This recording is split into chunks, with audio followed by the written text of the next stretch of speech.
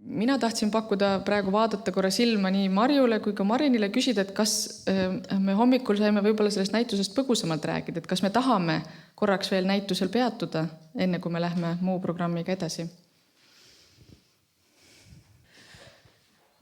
Ma arvan, et ma räägin võib-olla mõne sõnaga, et kuivõrd mitmed inimesed, keda ma näen, Joonast, Heidit, ei ole veel siin jõudnud vast ringi vaadata.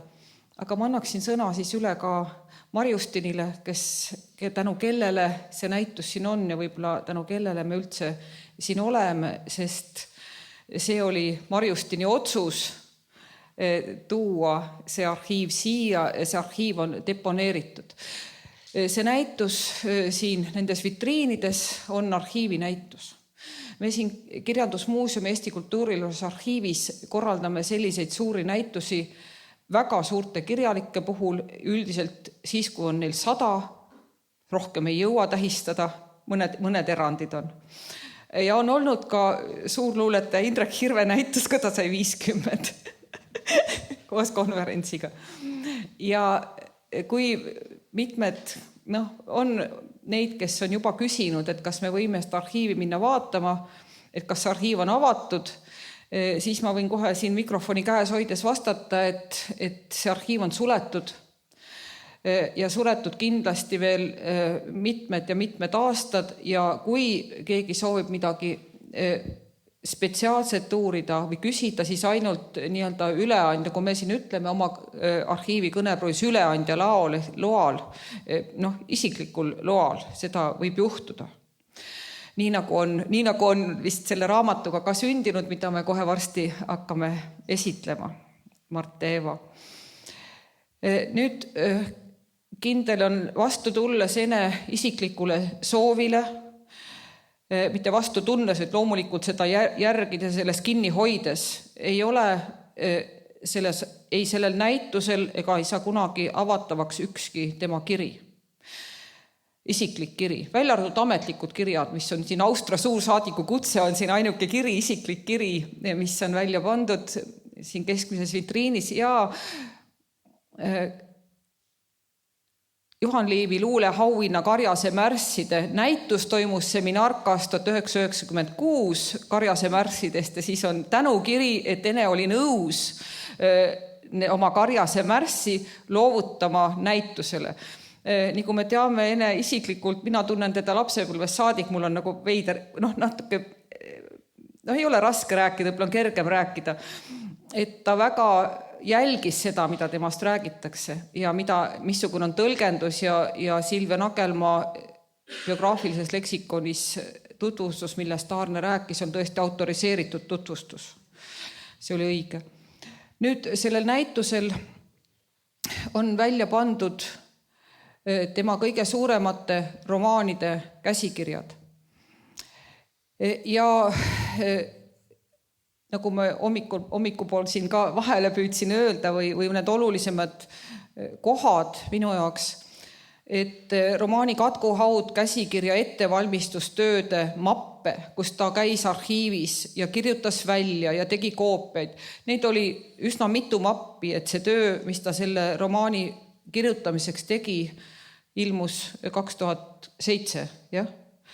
2007 oli määratult suur ja nagu ma ütlesin, et see oli väga suur vaimne koorem, mis ta selle arhiivide uurimisega enda peale võttis ja mida ta kandis. Kandis välja, kandis kogu aeg endaga kaasas, et need on ainult markeerivad need arhiivitöö arhivaalid, siis me ütleme siin selles kõnepruugis. Siin on väljas Ahasveeruse une käsikiri. Ja siit on ka näha see, kuidas ta kirjutas, Ene kirjutas ainult käsikirjas käega, selle käega, käsikirjas. Ja miks siin on väljas üks käsikiri? Ta tõi need käsikirjad, seda vist võib öelda, et ta tõi need käsikirjad siia ja meie legendaarne Tartu Joeli Lia lõi need ümber. ja ta ei tahtnud, et ka see käsikirjad võib-olla ta ei oleks nõus olnud sellega, et need käsikirjad on siin, aga siiski see on ju oluline. Ja on näha, kuidas ta kirjutas ümber, kirjutas peale, see ei saanud elektrooniliselt kustutada neid, et missuguse vaeva nägi kirjanik paberajastul siis, või see on meie valik, me võime praegu ka nii kirjutada. Et need käsikirja variante peatükkide kaupa on samuti mitmeid ja mitmed mappe, isegi ühe romaani puhul, kuidas ta viimistles iga lauset, kõik see töö sõnaga, et sellest tuli selline, et sellest tulemuseks oli see tihendatud sõnum, tihendatud rütm, mis niidab sind mõtlema ja kuulama iseennast, nagu täna on juttu olnud, ja aega. Siin on tänukiri Joeli Liale, mis on meil siin väljas, või see üks kiri, nagu ta Joeliga kirju vahetas selle siis enne seda, kui käsikiri sai raamatuks. Siin on väljas novelli ja lastukogu surmasünnipäev, mõned näited nendest lühinovellidest, mis minu pärast on ka üks parimaid teoseid, õhukene, kõige õhem, aga väga tihe, väga huvitav. Ja selle esitlus Tartus kirjanikega Legend galeriis tollases, kus ta loeb surmasünnipäeva tekste ette. Samuti on neid surmasünnipäeva novellide invariante ja variante arhiivis mitmeid iga novelli kohta.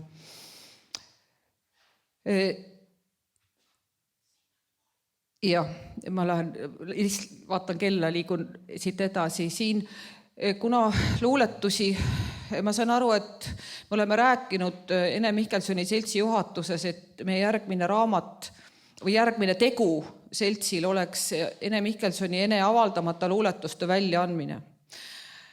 Selleks tuleb teha, ma ei oska mõõta, väga suur arhiivitöö, sest need luuletused on tal kõikjal, nad on romaani käsikirjade vahel, nad on,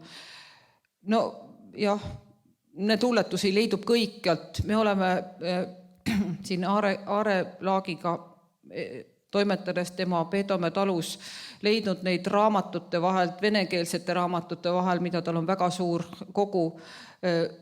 Neid tuleb igalt poolt välja, kust ei oskanud otsidagi. Et see on suur töö neid kokku panna, aga ma arvan, et ma ei julge järgmiseks aastaks lubada.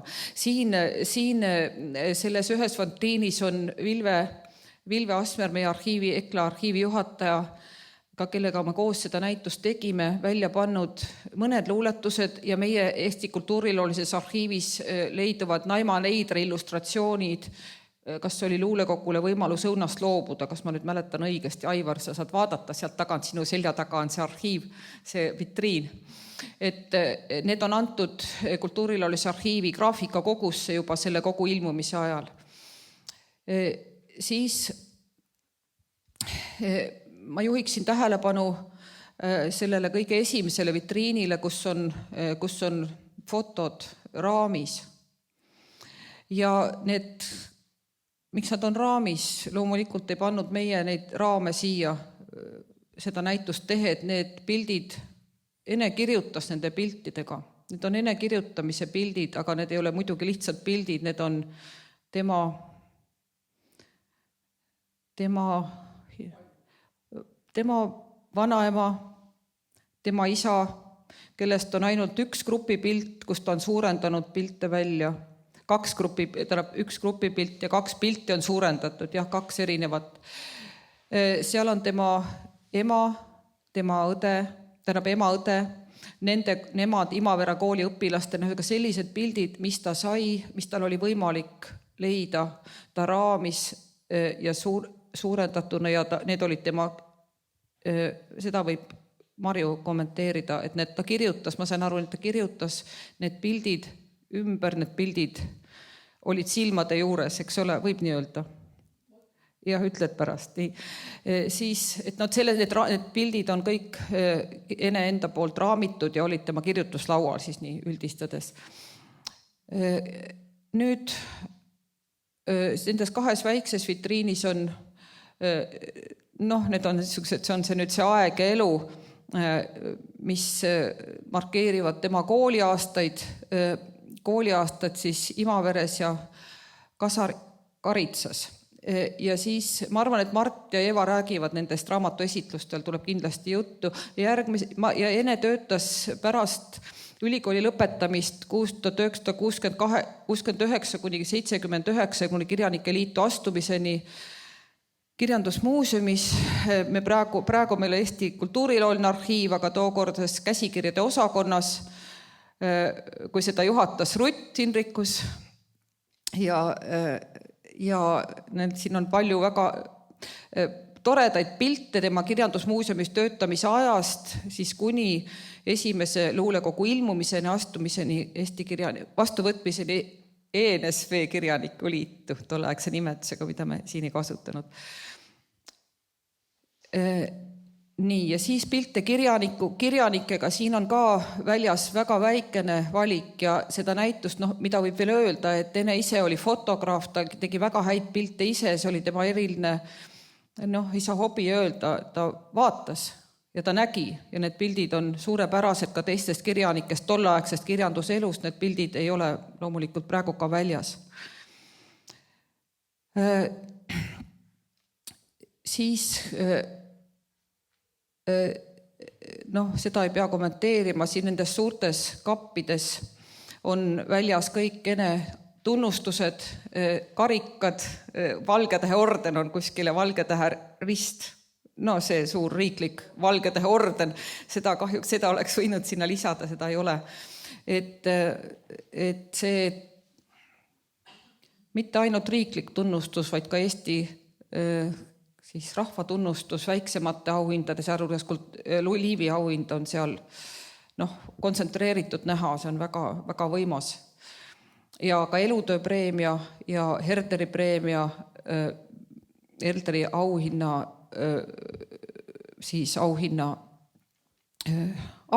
raamituna, mis olid ka vist koduseintel. Ja, osad olid. Nii, ja siin seintel, kus me ei ole jõudnud veel panna tutvustavat silti, on samuti Ene kodu seintel olnud Naimaneidre, talle kingitud Naimaneidre graafika ja teisel pool siin on Marje Üksine ja Reti Laanemäe, kõik pildid eranditult on talle kingitud. Ka see suur Madis Kõivu maal, mille on kinkinud sünnipäevaks Sven Kivisildnik ja Kauks Jülle. Ja see tekst, mis nad on sinna taha kirjutanud, on sinna seinale kirjutatud ka selle pildi pahu poole pealt. Ja siis on siin all, võib-olla mida võib ka tähelepanu pöörata, nende kahe vitriini alumisel riiulil on 2 Madis Kõivu poolt Enele kingitud maali, mis olid maakodus, maakodus ja need ei olnud raamitud, et need ei olnud seinastel. Nad olid väga intensiivsed. Ja nagu ma kuulsin, oli juttu, et segasid kirjutamist oma sellise võimsa koloriidiga võib-olla. Ja. Aga need on ka deponeeritud Kirjandusmuuseumisse. Nüüd meil ei ole siin, nagu tavaliselt on näituste puhul, voldik või meil ei ole ju muuseum, meil on siin Eesti Uuringute Tippkeskus ja uurimisasutus ja nii edasi, meil ei ole seda taristut, millega tavalise muuseumi, mis käivad tavalise muuseumi näituse juurde. Aga ma arvan, et selle asemel ja kokkuvõtteks Ene elutööle kirjanikuna ja tema elust natuke on kunstnik Elle Palumäe kujundatud rippnäitus, mis on kohe ukse kõrval, see roheline paneel, kus on tema elust, tema oma sõnadega. Need mõned lõigud tema intervjuude raamatust Vaba inimese tunne, Aarne Merile, Hasso Krulli ja Kornelius Hassenblatti sõnadega Ene tähendusest, sellest oleks võinud ilmselt teha mitu näitust, mida on öeldud Ene kohta, ja siis ka kõik tunnustused on seal üles loetletud ja ka kõik teosed ei ole, sest meil on siin QR-koodi ajastu, need teosed, see QR-kood viib Ene Mihkelsoni seltsi kodulehele ja seal on kõik teosed täpselt kirjas ja tunnustused samuti. Nii et see näitus, see rippnäitus on Võrumaa poolt, Rõuge valla või Haanjamaa poolt ja see näitus läheb Võrumaa raamatukogudele. Mitte edasi ei lähe, vaid ta läheb, kingitakse siis koopiad sellest Võrumaa mitmetele raamatukogudele. Nii et Tartu kultuuripealinn Tartu, Lõuna-Eesti omandab siin erilise tähenduse. Et aitäh Hellele, võib-olla tahaks talle ühe aplausi teha, sest ta on selle näitusega, rippnäitusega teinud, kus ta on. Helle palume, et ta nägi sellega palju rõõmu. Nii, ja nüüd, jah. Aitäh, Mann. Ma tunnen, et ma olen paar sõna kohustatud ütlema kõigepealt sellepärast, et see näitus siin väljas on tegelikult vastu Ene tahtmist. Ma tahan Ene käest andeks paluda. Ene ei tahtnud kunagi. Ta ei näidanud mulle ka, ta näidanud mulle seda, mida ta kirjutas oma raamatute veergudele, kui ta luges. Me ostsime 2 raamatut, sest et ta ei tahtnud seda. Ta ei tahtnud, et keegi näeb tema laboratooriumit. Aga teiselt poolt ta tahtis väga. Ta tahtis väga, et tema sõnum jooks inimesteni.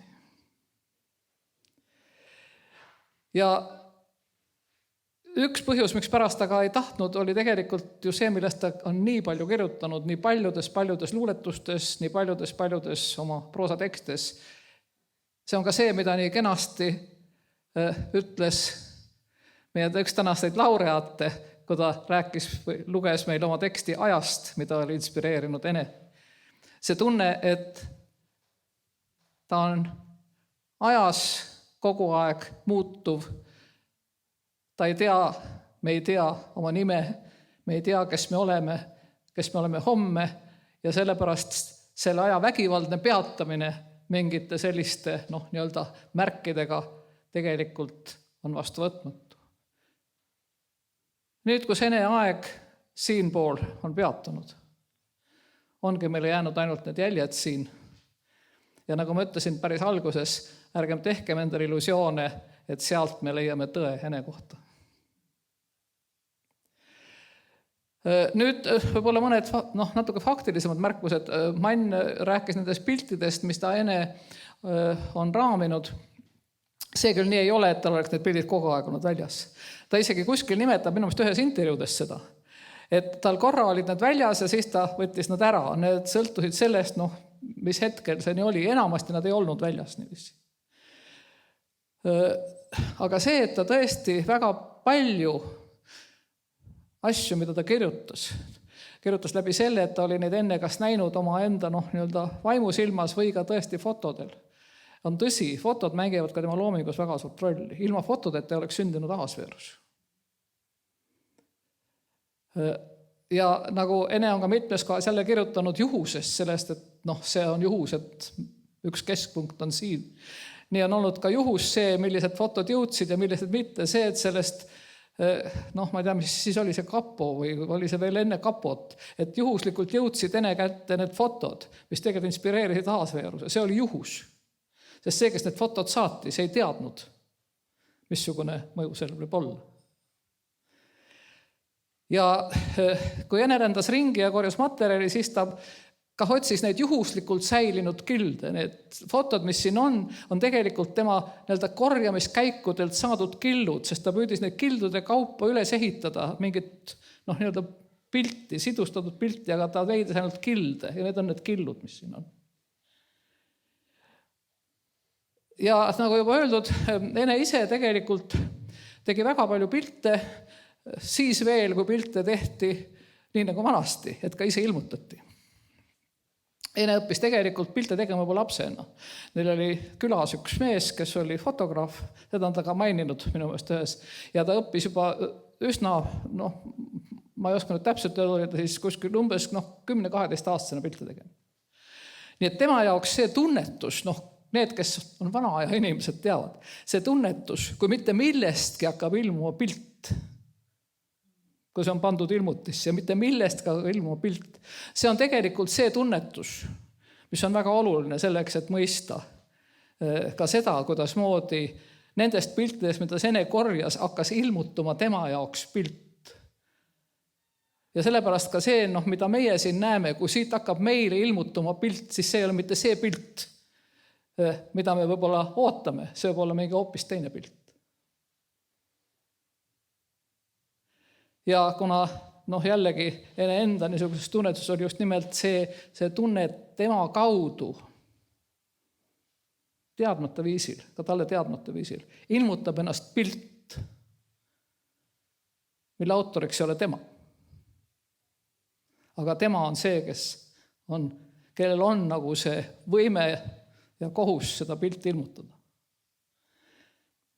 Nii et ma arvan, et see on nagu väga oluline, et me nagu vaataksime neid fotosidki selle pilguga, et see ei ole midagi, et siin on, nüüd ma lõpuks näen, missugune ta on. Ei. Ja ma tahan väga-väga tänada. Ma tahan tänada selle suure töö eest, mis on tehtud tõesti väga kiiresti, see inimesi, kes on siin seda näitust teinud. Ja ma tahan tänada seltsi. Ma loodan väga, et me saame edasi töötada niiviisi, et pika peale Eesti niisuguses kultuuriteaduses hakkab ilmutuma täpsem pilt Ene Mihkelsonist kui maailmakirjanikust. Ma tänan Joonast selle töö eest, mis Joonast tegi. Ma pean ütlema, et